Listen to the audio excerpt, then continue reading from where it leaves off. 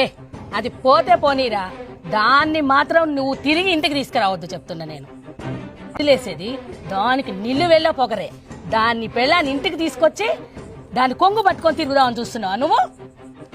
అమ్మా నువ్వు ప్రతి దాన్ని రాద్ధాంతం చేయకమ్మా, ఇది చిన్న విషయం అమ్మా, దాన్ని పెద్ద చేయకండి. అది చిన్న విషయమా? దానికి ఒక పని రాదు, పాట రాదు, అనవసరంగా తీసుకొచ్చి నా కొంపలో పెట్టుకున్న దాన్ని.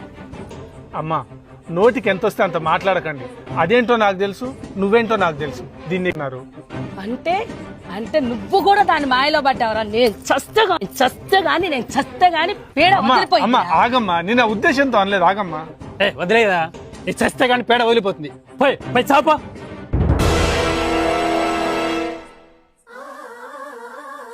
కొడుకు నీ మాట వినాలి, నీ కనుసైగంలో ఉండాలంటే అసలు పెళ్లి ఎందుకు చేసావే? కొడుకు పెళ్లి చేస్తే ఒక ఆడపిల్లకు భర్త అవుతాడనే విషయం నీకు తెలియదా? భర్తనే వాడికి బాధ్యతలు ఎలాగుంటాయో నీకు తెలియదా? కొడుకు బాధ్యత కొద్దిసేపు చక్కగా మాట్లాడినా తప్పే, భార్యాభర్తలు సరదాగా బయటికి వెళ్ళినా తప్పే. ప్రతి విషయం నీకు చెప్పి చేయాలి, నువ్వు ఉన్నచాటే చేయాలి.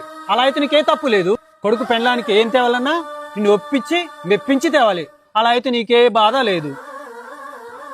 ఎందుకే అత్తలా మారిన తర్వాత అహంకారాన్ని ఆరంలో దాగించావు?